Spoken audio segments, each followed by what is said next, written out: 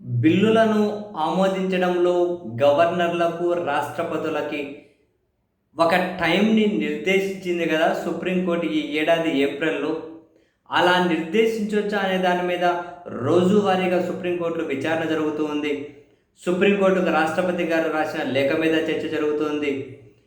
గవర్నర్లకు time నిర్దేశించాలి అని చెప్పి ఇటు తమిళనాడు, పశ్చిమ బెంగాల్, పంజాబ్, కేరళ ఈ రాష్ట్ర ప్రభుత్వాలు ఇంతకుముందు దాఖలు చేసిన పిటిషన్ల మీద విచారణ జరుగుతుంది. రోజువారీ విచారణ జరుగుతుంది.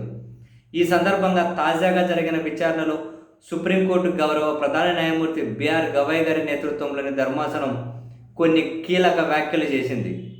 75 సంవత్సరాల పైన నుండి మనందరం ఇంత బ్రహ్మాండంగా ఉన్నాము అంటే అది మన రాజ్యాంగం యొక్క గొప్పతనం అని, ఆ రాజ్యాంగాన్ని పరిరక్షించాల్సిన అవసరం అందరికీ ఉంది అని, ప్రజాస్వామ్యాన్ని కాపాడుకోవాల్సిన బాధ్యత మన మీద ఉంది అని, అప్రజాస్వామికంగా రాజ్యాంగ వ్యతిరేకంగా ఎవరు ప్రవర్తించిన పరిణామాలు తీవ్రంగా ఉండొచ్చు, పక్కన నేపాల్లో చూడండి అని చెప్పి బిఆర్ గవాయ్ గారు అన్నప్పుడు ధర్మాసనంలోని మరో గౌరవ న్యాయమూర్తి విక్రమ్నాథ్ గారు అయితే అంతకుముందు బంగ్లాదేశ్లో కూడా అని చెప్పారు.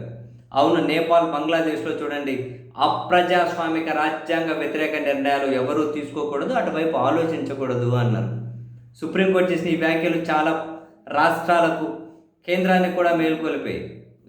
మనది ఒక భిన్నమైన దేశం, అందరినీ కలుపుతూ పోయే రాజకీయం ఉండాలి, అందరినీ కలుపుతూ పోయే పాలన ఉండాలి. అందరినీ గెలుపుతూ పోయి అందరినీ విడదీసుకుంటూ ఒక హేట్రెడ్ పాలిటిక్స్, హేట్రెడ్ మనుషులు, హేట్రెడ్ గవర్నెన్స్ ఎప్పటికీ పనికిరాదు. దేశంలో అది అసలు సెట్ అవ్వదు.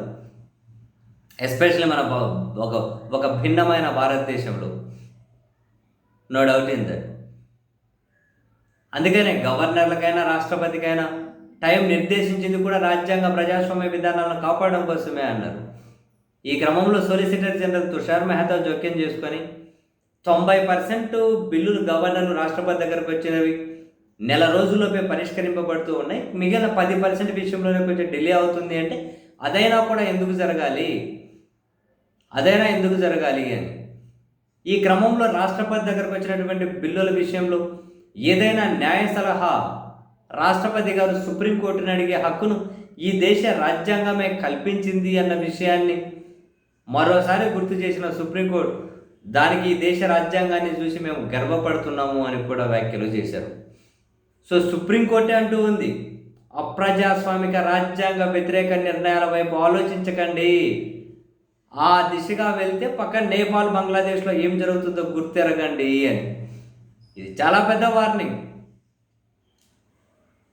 రాష్ట్రాలకు, కొన్ని రాష్ట్ర ప్రభుత్వాలకు సోషల్ మీడియాలో కొన్ని విమర్శలను కానీ తట్టుకోలేక సోషల్ మీడియాను చూసి వణుకుతున్నటువంటి కొందరు పాలకులకు కట్టడి చేసేయాలి, నియంత్రితంగా వ్యవహరించాలి అని ఆలోచిస్తున్నటువంటి పాలకులకు ఇటువంటి మాటలని సుప్రీంకోర్టు చేసినటువంటి కామెంట్స్ చాలా చాలా కీలకమైన కామెంట్స్.